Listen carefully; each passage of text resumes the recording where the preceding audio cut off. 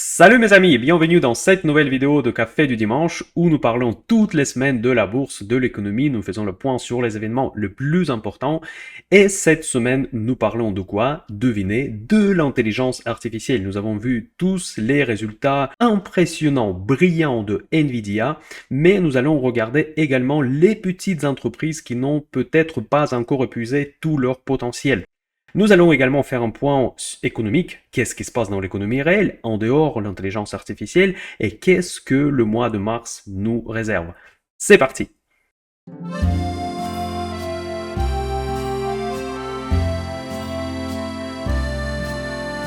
Au début de cette vidéo, mes amis, si vous avez des questions pour Minder Cash que vous devriez me poser, c'est le moment. Parce que à peu près tous les 3 mois, j'organise une vidéo de réponse aux questions et je collecte aujourd'hui les questions dans les commentaires à cette vidéo. Si vous avez quelque chose à me demander, n'hésitez pas. C'est le moment. Vous laissez un commentaire et je vais intégrer votre question dans une des prochaines vidéos de réponse aux questions. Le mois de février est en train de se terminer et je reviens à mes prévisions. Le mois de janvier, j'avais raison, le mois de janvier c'était le mois haussier.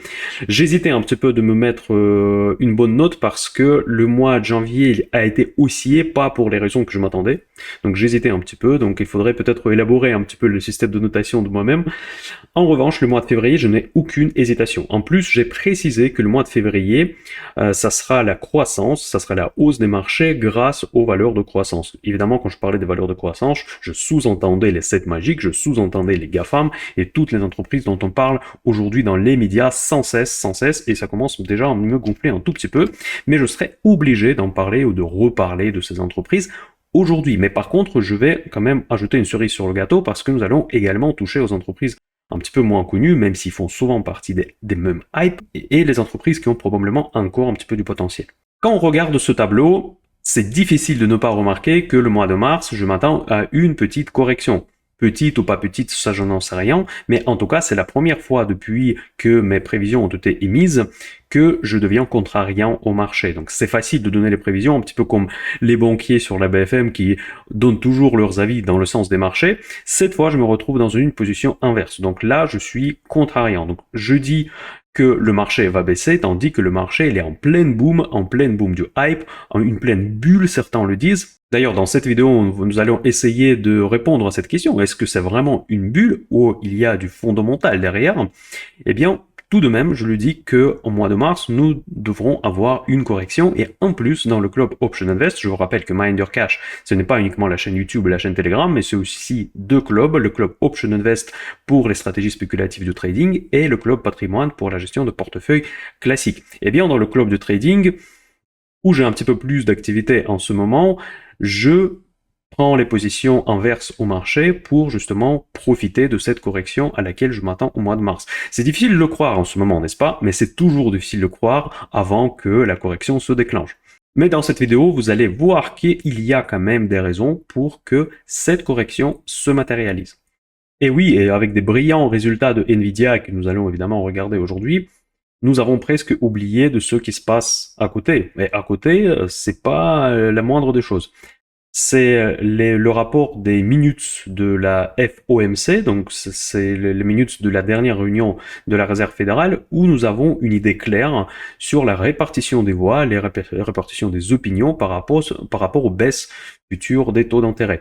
Eh bien, ce compte-rendu, minutes c'est le compte-rendu en anglais, il a démontré qu'il n'y a pas du tout d'une unanimité au sein de la Réserve fédérale pour baisser les taux. Et pourtant, c'était le pari principal de l'année 2024 que le Jerome Powell, comme il a promis en décembre, encore une fois, je ne vais pas revenir sur mon opinion par rapport à ce président de la Fed, qui a fait rêver les marchés en disant que voilà, les taux vont être baissés plus tôt que prévu, même en l'année 2024, parce que ils prétendent avoir battu l'inflation. Mais je n'ai pas l'impression que c'est le cas.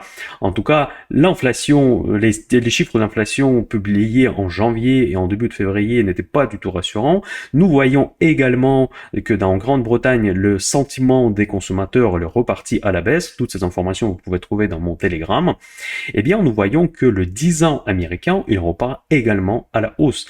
Et ça, en tout cas, en l'année 2023, ça, c'était le facteur qui faisait peur le marché.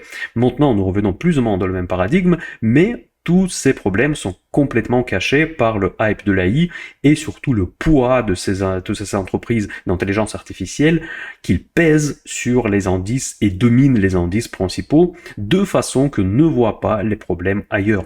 Et ça, c'est vraiment le phénomène que nous vivons depuis déjà quand même presque quelques années, j'ai envie de dire, où les GAFAM, ou maintenant on les appelle les 7 magiques, elles représentent un tel poids au sein des indices que on peut avoir un crack boursier dans tous les autres secteurs, mais si les GAFAM se comportent bien, dans ce cas-là, les indices vont se comporter aussi très très très bien. Voilà, maintenant sur votre écran, vous voyez comment ce phénomène affecte l'humeur des marchés. Le jeudi, il y a eu un tas de statistiques macro qui sont sorties, qui étaient toutes en faveur de retour de l'inflation. Ça, c'est un scénario vraiment dramatique pour l'économie globale. Eh bien, tous ces indicateurs ont été vite oubliés parce que le jour même, Nvidia, il a publié des excellents résultats et nous avons vu tous les indices flamber à la hausse, évidemment, à la hausse.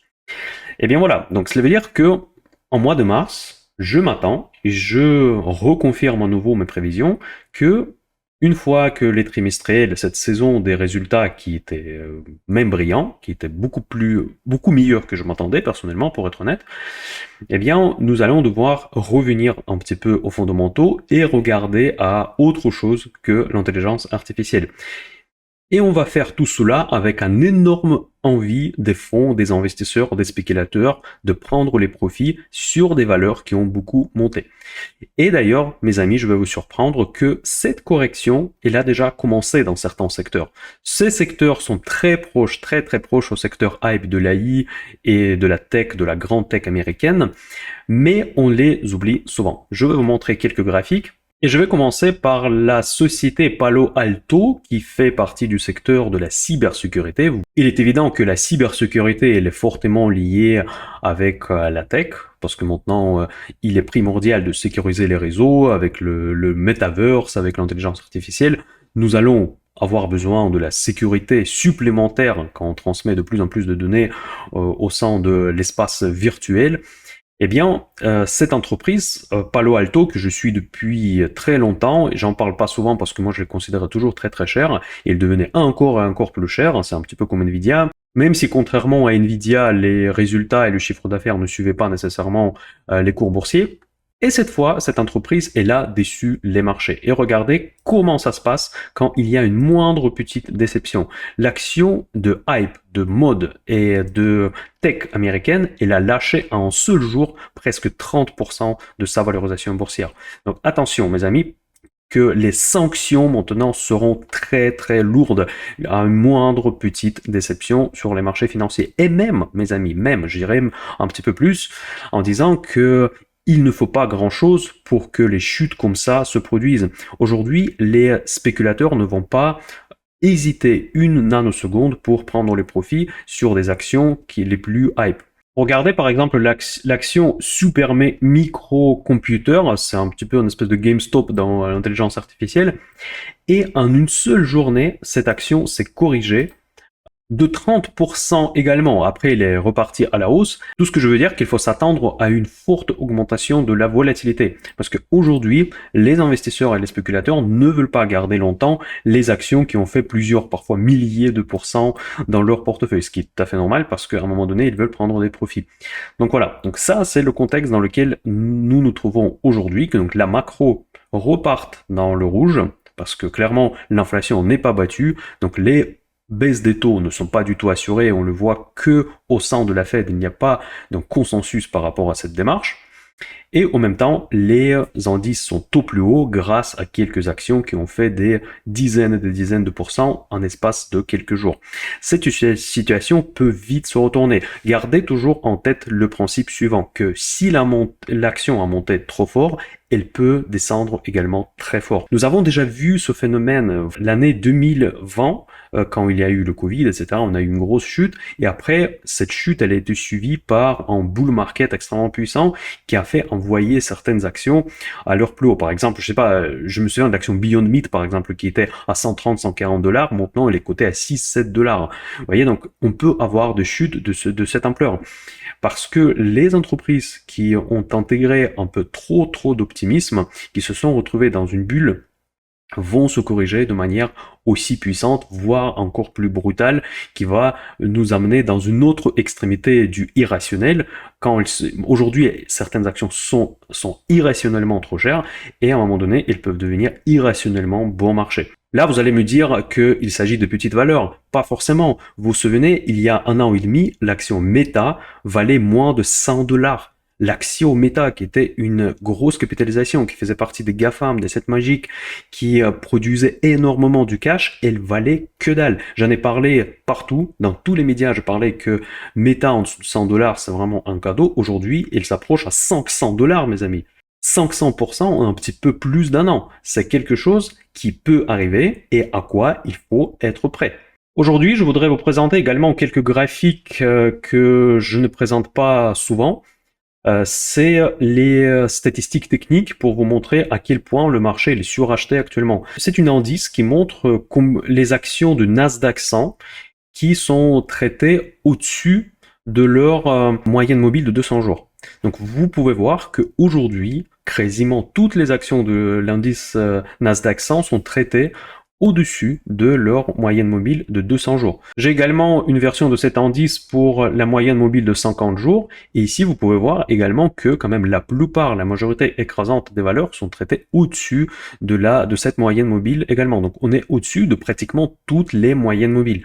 Ceux qui regardent au moins un tout petit peu l'analyse technique peuvent faire une conclusion assez évidente que c'est le moment pour une correction. D'où vient la raison pourquoi je continue à croire que le mois de mars 2024, ça sera le mois d'une correction. Encore une fois, je dis une correction, je ne dis pas un crack boursier, je ne dis pas la fin du monde, je dis que ça sera une correction saine après une forte hausse des marchés.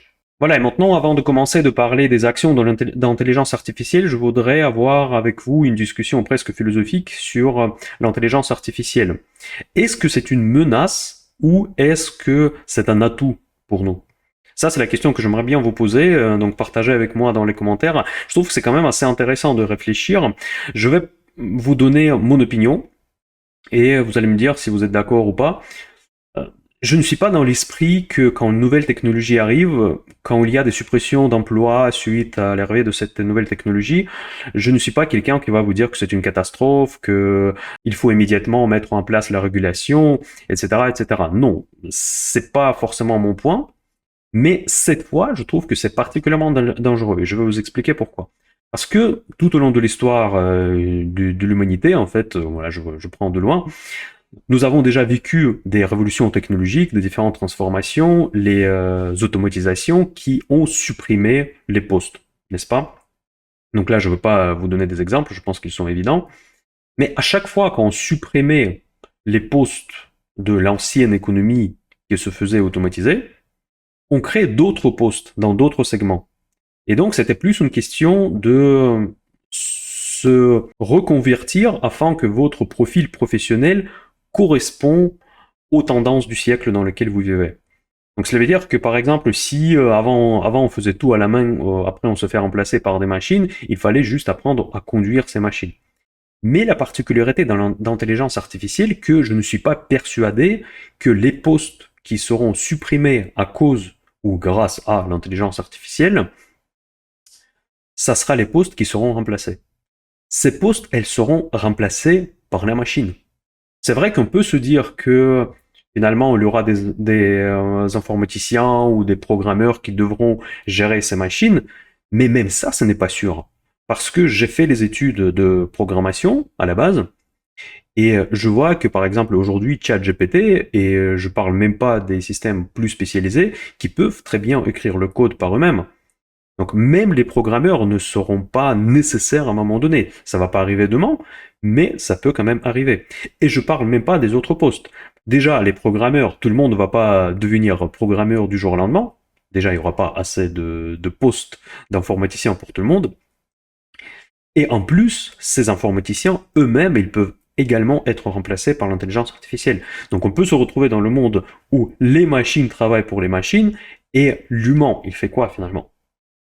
C'est ça la question un petit peu philosophique que je voudrais vous soumettre aujourd'hui, parce que c'est vrai que ça fait un petit peu peur. Et je pense, sur le coup, je rejoins les gens qui disent qu'il faut réglementer, il faut ne pas laisser prendre ça à la légère, justement ce sujet, parce qu'on peut se retrouver dans un déséquilibre social et très important, et notre système aujourd'hui, il est purement capitaliste. Là, je veux mettre ma casquette gauche, si vous voulez. Mais quand je parle du socialisme, c'est surtout de créer l'environnement où l'humain il est protégé. Donc les minima sociaux dans la société sont garantis par l'État, et l'État, évidemment, il va bénéficier des fruits de l'automatisation, de l'intelligence artificielle, etc., etc. Ça ne va pas dire qu'il faut créer un système où personne ne travaille, mais à cause de l'intelligence artificielle, on peut se retrouver face à un grand nombre de personnes qui ne travaillent pas, et ce n'est pas parce qu'ils ne le veulent pas, mais parce que leur poste, et souvent les postes à forte valeur ajoutée, c'est ça qui fait peur, seront également supprimés. Vous savez, au début de l'intelligence artificielle, je vous rappelle que ce sujet a été abordé sur la chaîne Mindercache pour la première fois il y a 4 ans. Donc ça fait 4 ans que je parle de l'intelligence artificielle ici. Moi, je voyais le danger uniquement pour les postes qui sont liés à des tâches récurrentes, les tâches répétitives, donc ceux qui sont faciles à automatiser. Dans mes vidéos, dans mes anciennes vidéos sur l'intelligence artificielle, c'est même assez intéressant de les revoir. Je disais que probablement les personnes qui ont des capacités cognitives assez évoluées, donc les personnes artistiques, les personnes créatrices, vont tirer son épingle du jeu parce que ces personnes seront difficiles de se faire remplacer par l'intelligence artificielle. Aujourd'hui, dans les faits, je vois que c'est pas le cas. Aujourd'hui, vous pouvez trouver facilement, je sais pas, si vous allez sur Instagram, les influenceurs AI. Donc, c'est pas des personnes réelles, c'est des personnes comme si c'était une personne réelle, mais par contre, c'est une personne, je sais pas, les vidéos, les photos qui sont complètement générées par l'intelligence artificielle. Et ce sont souvent des produits de création. Par exemple, moi, j'habite dans le sud de la France, en Provence, dans une très très belle région. Je me posais beaucoup de fois de créer une chaîne Instagram sur les paysages, sur la nature, sur l'histoire. Et aujourd'hui, je me rends compte que l'intelligence artificielle aurait pu faire cette chaîne pour moi, sans que je fasse quoi que le soit, et probablement elle le fera même beaucoup mieux que moi je le ferai. Vous voyez, ça fait quand même un petit peu peur parce que ça dévalorise complètement le côté intellectuel de l'humain. Voilà, ça c'est un petit peu, je sais pas si c'est optimiste ou pessimiste, plutôt pessimiste, mais j'aimerais bien quand même avoir votre opinion par rapport à cette hypothèse que je suis en train de vous soumettre. Peut-être ça va pas se faire du jour au lendemain, mais je vois la vitesse de propagation de cette technologie dans notre société. Je commence à en douter que ça va prendre longtemps. C'est pas parce que j'ai peur de perdre mon emploi, mais où j'ai peur de perdre mon audience. Bon, j'ai peur de perdre mon audience parce que je vous aime bien, mais dans tous les cas, je pense qu'il y a quand même énormément de postes, y compris des postes à forte valeur ajoutée, où fallait faire beaucoup d'études, qui peuvent être supprimés à cause d'intelligence artificielle. Je prends un exemple tout bête. Imaginez les médecins. Par exemple, tout ce qui est l'analyse médicale peut être fait par l'intelligence artificielle, et il suffira d'avoir une seule personne à l'hôpital qui va tout simplement valider ce que l'intelligence artificielle a généré. Euh, Dites-moi dans les commentaires, est-ce que vous sentez par exemple que votre poste pourrait être remplacé par des machines qui vont faire le travail aussi bien que vous? Ça fait vraiment un peu challenging de voir ces pensées en tête. Voilà. Maintenant, nous passons au sujet plus bourse. D'ailleurs, c'est un argument de plus d'investir, mes amis. Franchement, c'est un argument de plus d'investir parce que vous coûtez quelque part de côté ceux qui possèdent ces entreprises, que ceux qui vont posséder ces esprits artificiels qui vont par la suite gérer le monde. Quand vous investissez dans les entreprises, vous devenez un propriétaire de tout ce écosystème qui est en train de se former, et donc c'est un argument de plus que l'investissement, ce n'est pas quelque chose qu'on devrait prendre à la légère et considérer comme secondaire. Donc je dirais que l'investissement en bourse, ça va largement dépasser l'immobilier et tous les autres types d'investissements auxquels la plupart des personnes, en tout cas en France, sont beaucoup plus habituées. Bon, maintenant, nous passons à ces fameux investissements. Donc, Nvidia, évidemment, je ne veux pas trop m'arrêter là-dessus parce que je pense que vous avez tous regardé, vous connaissez ce qui s'est passé après la publication des résultats. Donc, ils sont dépassés déjà des pronostics déjà très optimistes. Eh bien, nous voyons aujourd'hui que les ratios, PE ratio, il passe à 88, mais c'est pas le PE ratio forward, c'est le PE ratio actuel. Price to sales, par contre, ça c'est important à regarder, on est à 37 fois. Donc le prix du marché de Nvidia représente 37 fois le chiffre d'affaires. Par contre, ce ratio, j'ai du mal quand même à comprendre parce qu'aujourd'hui, il est quand même assez clair que Nvidia, elle profite d'un momentum. Elle profite d'un momentum de rollout général des technologies orientées intelligence artificielle dans tout le monde entier. Ce n'est pas spécialement une nouvelle tendance qui est en train de se dessiner, mais c'est surtout le fait que leurs compétiteurs sont très en retard par rapport à Nvidia. Et donc actuellement, dans le momentum, Nvidia, elle possède un énorme moat dans tout ce qui est accélérateur graphique utilisé pour l'intelligence artificielle. Mais il est évident, en tout cas pour moi, que ce moite est tout en étant très fort actuellement, il n'est pas durable. Parce que la part du marché est tellement immense qu'il est difficile d'imaginer de manière sérieuse que personne d'autre ne va pas s'y mettre. Donc on connaît déjà AMD, qui est tout à fait compétitive pour Nvidia. Intel avec un gros retard, mais par contre d'autres avantages de chaîne de production dont il contrôle pourrait aussi rentrer dans le jeu et ce qu'il est en train de faire, avec un succès très mitigé, ça je le sais, sans doute. Mais par contre, il y en a aussi Qualcomm, il y en a aussi d'autres producteurs de puces qui peuvent s'y mettre, parce que la part de marché est tellement importante, évidemment, tout un tas d'entreprises vont se mettre dans la bataille pour prendre sa part du gâteau. Donc, certes, le moite, il existe. Ce moite alimente les rêves des traders, des investisseurs, qui peuvent monter l'action encore très haut. Donc, je confirme que pour moi, l'action Nvidia, elle reste haussière, malgré tout. Donc, elle est très, très haussière. Donc, on peut pas le dire le contraire. Même après la hausse fulgurante après les résultats, nous voyons que elle va se rouvrir. J'enregistre cette vidéo avant l'ouverture du marché américain le vendredi. Vous voyez que même après une hausse de presque 16,4%, on va encore prendre 2%. Donc ça veut dire qu'il y a énormément encore du potentiel, mais par contre, ce potentiel risque de se dégonfler immédiatement dès qu'il y a une moindre doute sur la croissance. Et la croissance qui a déjà montré des rythmes absolument presque du jamais vu. Franchement, je ne me souviens pas qu'une entreprise de taille aussi importante croît aussi vite en termes de chiffre d'affaires. Peut-être il y a eu des exemples dans le passé, mais comme ça, j'ai pas en tête. Eh bien, je pense que pour justifier le price to sales qui montre justement le rythme de croissance, la valorisation par rapport à la croissance, justifier le 37, c'est quand même très très difficile. 37, ça veut dire que le marché s'attend que la croissance sera encore plus forte pour que ce ratio descend dans la norme. La norme pour les sociétés de croissance, c'est 4,5. Vous imaginez 4,5. Là, on est à presque, on s'approche à 40 sur le price to sales. Donc cela veut dire que les marchés, si on regarde uniquement ce ratio, ils s'attendent que la croissance de chiffre d'affaires va augmenter de manière exponentielle. Et donc ça, c'est quelque chose que je remets très facilement en cause. Après, les marges sont énormes, les rentabilités sont gigantesques, donc tous les chiffres, c'est juste de la folie. On voit la croissance de partout, donc c'est vraiment une meilleure de société en termes de croissance. Donc on peut pas être plus croissance que Nvidia. Donc l'endettement, il est faible, donc c'est quasiment une société parfaite, et le dividende, il est quand même impressionnant, des 0,08%. Ça, c'est pas mal, c'est la valeur à dividende, quoi, presque. Voilà, en termes de graphique, donc là on voit que on est au plus haut, donc ça reste une action sur une tendance très haussière, mais même après une très forte correction, même si on se corrige sur 400, même 300 $, on va rester haussier. C'est juste parce que la hausse que nous avons vécue, mes amis, je veux pas qu'on me interprète mal, comme on a fait après moi, un de mes commentaires sur LVMH. Je ne dis pas qu'il va descendre à 200 $. Je dis que même s'il descend à 200 $, il va toujours rester globalement sur une tendance haussière. Regardez.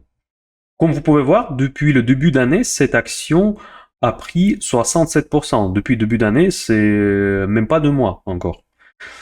C'est quelque chose de fou. Donc cela veut dire que même si on se corrige de 50%, on peut rester sur la tendance haussière. Et oui, c'est comme ça que se comportent les sociétés à une très très forte croissance, et c'est comme ça que se dégonflent les hypes. Ce qui est possible, en tout cas, c'est que le hype effectivement se calme, et c'est très probable que ça va arriver en mois de mars, et on va pouvoir se retrouver à des niveaux raisonnables, toujours très chers, autour de 400, 500 dollars, très facilement en tombant de presque 800 dollars aujourd'hui. Voilà, donc ça c'est à peu près mes pronostics par rapport à Nvidia.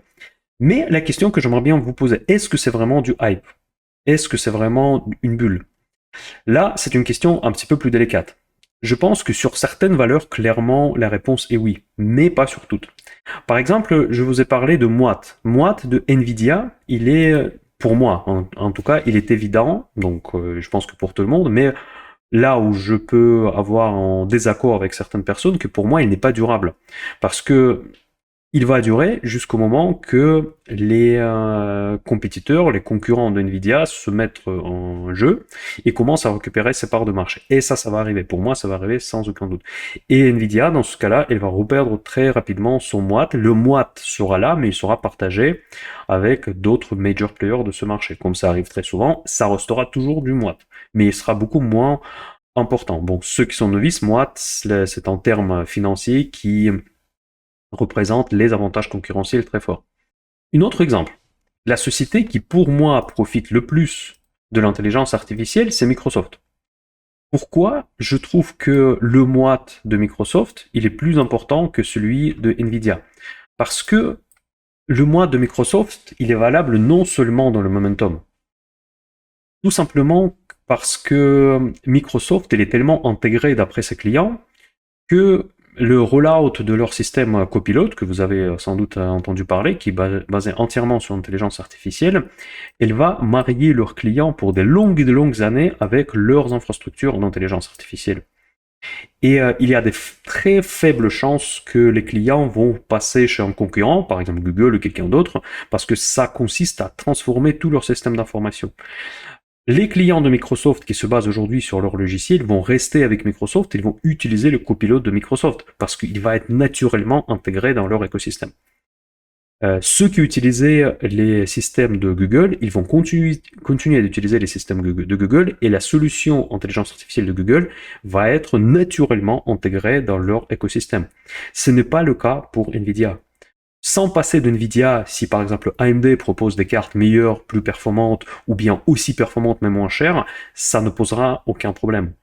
Pour cette raison, je trouve que le moite des entreprises qui vendent du logiciel, qui vendent des systèmes, des plateformes d'intelligence artificielle, sont très souvent beaucoup plus forts que les entreprises qui vendent du matériel. Voilà, c'est ça mon point de vue. Dites-moi ça dans les commentaires si vous partagez mon avis ou pas. Et pourtant, si je regarde l'action Microsoft, vous pouvez voir qu'elle est en hausse. C'est une action, une des plus grosses positions dans le portefeuille Miner Cash Patrimoine dans notre club. Mais par contre, cette hausse, elle est bien plus restreinte que la hausse de l'action Nvidia, n'est-ce pas? Donc il n'y a pas du hype énorme qui s'installe sur ce marché. Et sur Google, je dirais que c'est presque une value par rapport aux autres acteurs de l'intelligence artificielle. Et pourtant, Google, il a toutes les chances de récupérer sa place au soleil, même après un certain retard, un certain écart par rapport à ses concurrents. Voilà, ça ce que concerne les big players, donc c'est Nvidia, Microsoft, Google, ça c'est les premiers noms au sein d'intelligence artificielle. Et le dernier que j'aimerais bien citer aujourd'hui, avant de passer sur des sociétés plus petites, c'est Meta. Meta, attention, il y a longtemps j'en ai parlé beaucoup de Metaverse, j'en parle plus, et ce n'est pas parce que je n'y crois plus. Effectivement, je continue à croire que Metaverse, ça sera probablement le prochain sujet du hype. Ça se passe toujours comme ça. Si vous avez vu ma vidéo il y a 4 ans sur l'intelligence artificielle, à l'époque, j'étais une des rares personnes qui en parlait sur le net. Aujourd'hui, personne ne parle de Meta, mais dès qu'on sort un produit fiable, qui est basé sur le Metaverse, qui va prétendre de transformer le monde, on peut revivre exactement la même vague du hype sur le metaverse. Et n'oubliez pas que le metaverse va être fortement lié avec l'intelligence artificielle. Donc Meta, il a des produits, il a des systèmes d'intelligence artificielle également, et Meta possède de grands nombres de données. Par contre, l'image technique de Meta, pour moi, elle est vraiment affreuse. Donc là, je trouve que ce gap haussier, il est très difficile à justifier. Mais par contre, si nous revenons à des niveaux 400 $ et en dessous, on va revenir pour l'analyser. Parce que le problème de Meta aujourd'hui, c'est qu'ils continuent d'investir massivement dans le Reality Labs, qui est un projet de Metaverse, et beaucoup d'investisseurs s'interrogent quand même sur la rentabilité et surtout l'horizon quand ce projet deviendra rentable. Mais je pense que Mark Zuckerberg, s'il le fait, il ne le fait pas pour rien. Ça veut dire qu'il y croit. Et dans quoi croit Mark Zuckerberg, on peut légitimement penser que ça peut un jour faire bonheur aux investisseurs également. Et n'oubliez pas que le dernier produit d'Apple, sans parler du prix, sans parler de leur stratégie commerciale, il y va très très largement dans le sens de développement de systèmes metaverse. Et les systèmes metaverse, il ne faut pas croire, ça va être fortement lié aux intelligences artificielles. Ça sera peut-être encore une nouvelle mine d'or pour Nvidia, parce que pour metaverse, il faudra créer énormément de chips, et ça ne sera pas que Nvidia qui va en profiter, mais ça sera également les fabricants des chips embarqués comme par exemple Qualcomm. D'ailleurs, ça c'est une des sociétés de secteur semi-conducteur qui m'intéresse énormément. Voilà mes amis concernant les grosses sociétés de semi-conducteurs. Maintenant, je vais vous parler rapidement des petites sociétés. Nous avons déjà vu plusieurs fois ces entreprises. Je vais commencer par C3AI. Franchement, C3AI, ça me rassure pas du tout simplement parce que c'est une entreprise un petit peu étrange. Elle a commencé presque dans l'énergie. À un moment donné, elle s'appelait C3 Énergie. Je crois que c'était même soit dans le charbon, soit dans quelque chose comme ça. Ils avaient des projets. Quand je lis leur plaquette commerciale, si vous voulez, ça fait rêver. C'est une entreprise qui prétend de transformer les entreprises pour passer sur l'intelligence artificielle. Vous pouvez retrouver le profil de l'entreprise sur n'importe quel site. Moi, j'utilise Investing, mais vous pouvez trouver ailleurs également. Mais avec ce type d'activité et le hype qui se tourne autour de l'intelligence artificielle, je m'attendrais à une croissance de chiffre d'affaires gigantesque. Peut-être pas comme Nvidia, mais quand même quelque chose de très très solide. En revanche, quand on passe sur les ratios, on voit que déjà, c'est une société qui perd de l'argent. Après, ok, on peut se dire peut-être ils sont en train d'investir massivement, mais quand on voit la croissance du chiffre d'affaires, qui sera quand même très représentatif pour ce cas-là, donc on voit que dalle. On voit franchement, même actuellement, seulement 5,5%. Donc, et même 17% sur une autre période, ça ne fait pas du tout rêver. Vous avez vu tout à l'heure les croissances de BNA, donc bénéfice par action, et du chiffre d'affaires de Nvidia, c'est des milliers de pourcents. Aujourd'hui, on voit même pas des dizaines de pourcents, on voit les pauvres 17% et 5,5%. Donc pour le moment, je ne vois pas d'un succès fulgurant de cette entreprise. Pourtant, sur les marchés, on voit que cette action, elle est énormément volatile. Donc là, on a vu qu'au plus haut, entre le plus haut récent et le plus bas récent, on a plus de 50%. Donc vous voyez, donc faut se préparer à des mouvements très violents du marché. Cette entreprise, elle est en train de se corriger. Vous voyez, donc il y a quand même des entreprises, même dans ce secteur, qui sont en train de se corriger. Et nous ne voyons pas du tout de la tendance aussi forte comme on peut observer sur les autres acteurs du secteur. C'est plus le trend following, en fait, entre 24 $ et 30-32 $. Donc aujourd'hui, on est juste au milieu. Donc cette valeur peut-être est un petit peu risquée parce qu'elle peut aller aussi vers la hausse que vers la baisse. Donc pour l'instant, probablement, ce n'est pas le meilleur choix. Ensuite, l'action que je trouve qu'on a déjà vu aujourd'hui, c'est l'action Super Microcomputer. Vous allez penser que je suis un fou qui est en train de recommander une action hype. Non, déjà, je n'ai pas le droit de donner de conseils d'investissement et faire des recommandations, je vous le rappelle à chaque fois. Donc tout ce que je dis, ce n'est que mon opinion. Mais en revanche, ce hype autour de cette action, il est un petit peu plus justifié pour moi. Parce que regardez, SMCI, c'est une entreprise qui est principalement positionné côté serveur. Donc pour ceux qui ne sont pas geeks, en fait, il y a dans les systèmes informatiques, il y a le côté serveur, donc là où les systèmes sont hébergés, et après il y a les consommateurs. Donc il y a des systèmes qui s'exécutent directement côté utilisateur, d'autres qui s'exécutent côté serveur. Mais il y a toujours cette relation client-serveur dans les architectures modernes d'information. Eh bien, super microcomputer, justement, c'est côté serveur. C'est pas B2C, si vous voulez, comme c'était le cas pour C3AI. C3AI, elle prétend de s'implanter d'après les clients finaux. Ici, c'est plutôt les serveurs, et après, ensuite, ils vont certainement vendre les services. Eh bien, au niveau des ratios, nous pouvons déjà voir beaucoup plus de concret. Déjà, price to sales, nous avons vu 37 ou 38 pour Nvidia, ce que je considérais comme fou. Ici, on est à 4,4. Donc, après cette hausse phénoménale, nous voyons que le price to sales, il s'élève uniquement à 4,4. Ce n'est pas même cher pour une valeur de croissance. PE ratio, évidemment, actuel, c'est rien du tout. Et même 56 pour une valeur qui prétend de devenir vraiment quelqu'un en major player dans l'AI, ce n'est pas fou. Ensuite, les marges sont faibles, c'est probablement dû à l'activité, la particularité de cette activité. Les performances de rentabilité sont proches, c'est quand même inférieur à Nvidia. Mais en revanche, le mois, s'il arrive à décrocher dans ce secteur, sera durable, contrairement à Nvidia. Donc cette entreprise, malgré sa hausse en bourse, elle n'est pas si moche que ça. Donc vous pouvez voir déjà qu'il y a du concret, c'est pas que des pertes et que des promesses. Donc vraiment, il y a de la croissance de BNA, très forte, et pas à 17 et 5,5 comme on a vu pour C3AI. La croissance de chiffre d'affaires, elle est supérieure à 100% et 40% sur l'année passée. Donc c'est pas fou, ça aurait pu être encore plus pour l'AI, mais c'est déjà quelque chose du costaud.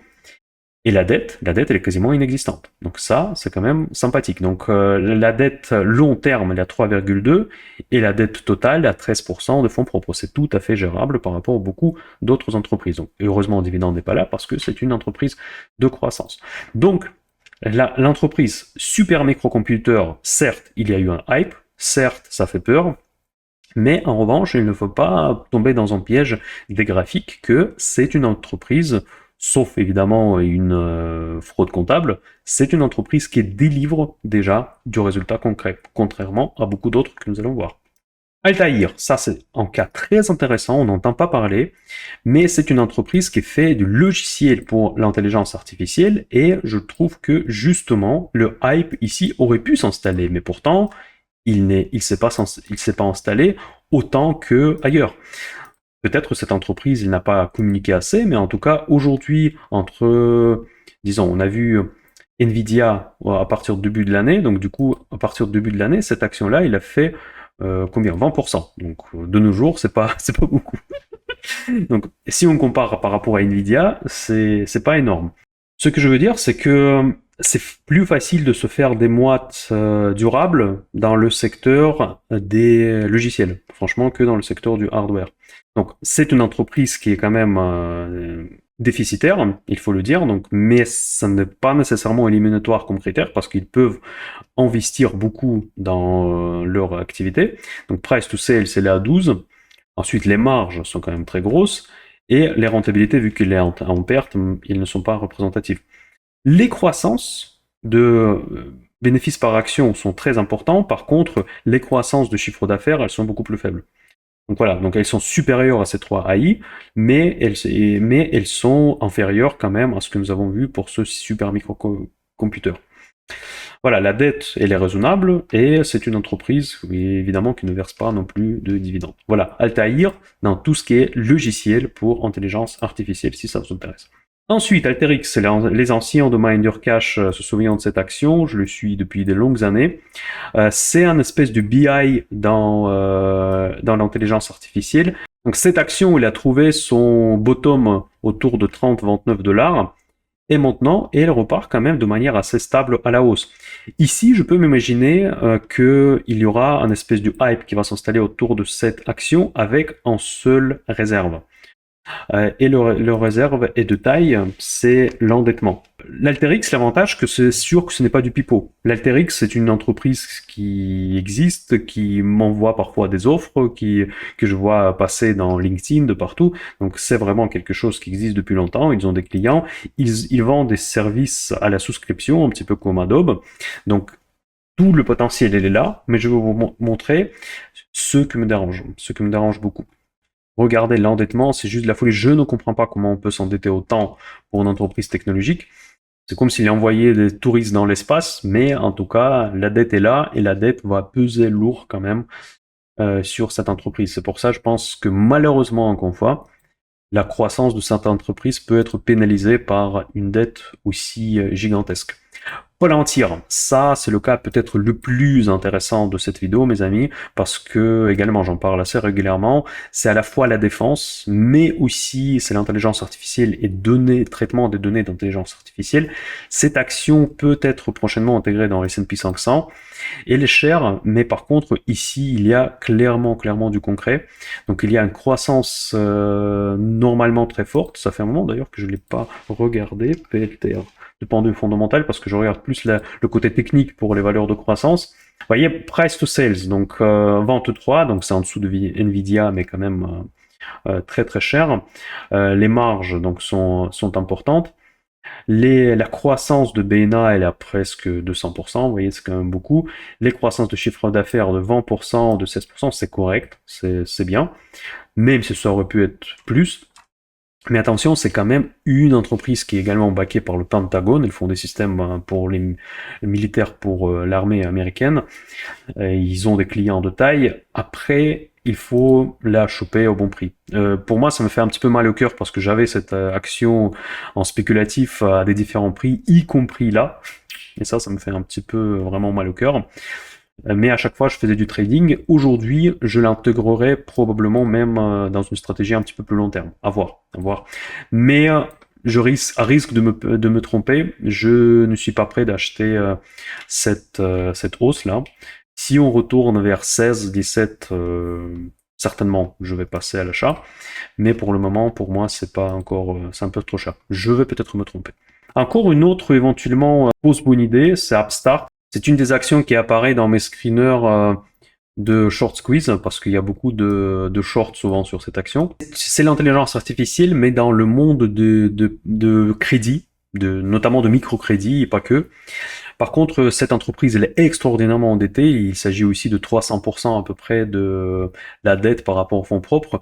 Et je ne comprends pas déjà le secteur. Moi, j'y investis pas, sauf spéculatif, parce que je ne comprends pas comment ce secteur peut ne pas être régulé, parce que pour moi, c'est pas une banque, mais c'est une entreprise qui est spécialisée dans le crédit. Donc peut-être qu'il faudra analyser un petit peu plus, mais sachant que cette entreprise, actuellement, elle est tellement endettée et ne génère pas spécialement beaucoup de croissance, je ne suis pas un peu chaud de l'investir dedans à long terme. Donc vous voyez, price to sales, elle est correcte, donc le marché ne croit pas à grand chose.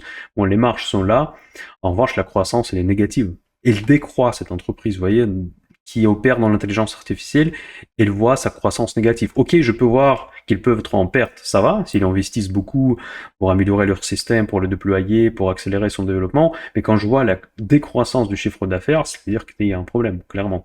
Et là, la dette a presque 200% de fonds propres. Je me suis trompé en disant 300, mais en tout cas, la dette est immense, juste immense. Voilà mes amis, dites-moi dans les commentaires quelles sont les sociétés d'intelligence artificielle qui vous intéressent. Peut-être il y en a d'autres que je n'ai pas couverts. Je vous rappelle que n'oubliez pas de poser les questions pour mes prochaines vidéos pour qu'on fasse une session de réponse aux questions. Allez, à bientôt et passez un bon dimanche. Bye bye.